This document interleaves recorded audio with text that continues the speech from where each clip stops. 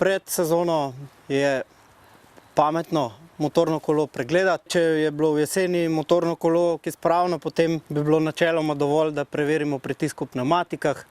Drugače pa ne bo odveč, če pogledamo tudi nivo olja v motorju, nivo zavornih tekočin, hladilne tekočine pri tistih motorjih, ki so tekočinsko hlajeni. Pomembna je tudi psihofizična pripravljenost. Tisti, ki se z motorjem veliko vozijo, vejo, kako je to pomembno za vožnjo po cesti.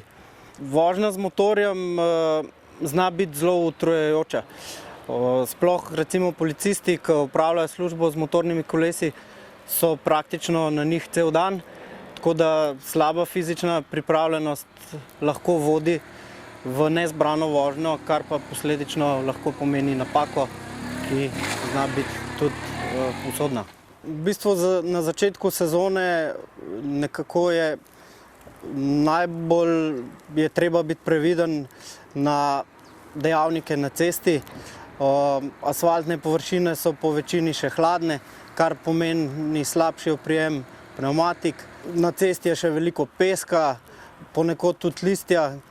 To vse nekako slabo vpliva na oprijem. Temperatura asfalta je fajn, če ima vsaj 10-15 stopinj.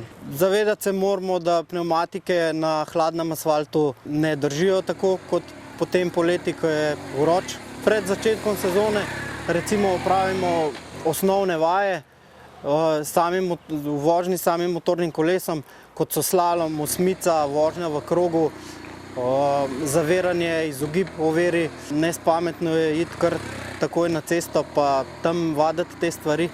V začetku sezone je zato treba začeti z vožnjo previdno, prilagoditi hitrost vožnje razmeram na cesti, stanju motocikla in pa seveda najbolj nekako svojim sposobnostim za vožnjo.